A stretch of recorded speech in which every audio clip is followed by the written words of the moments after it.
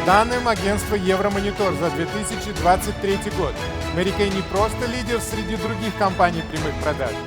Мы лидер всего рынка в категории декоративной косметики, уход за кожей и ароматы.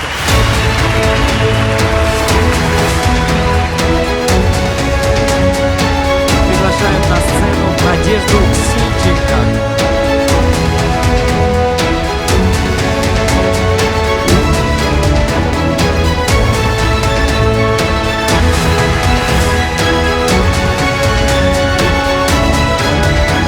Их мечта о путешествии уже исполнилась.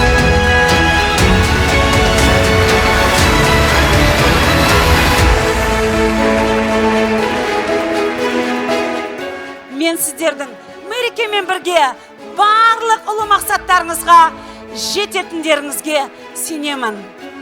Семинар құтты болсын!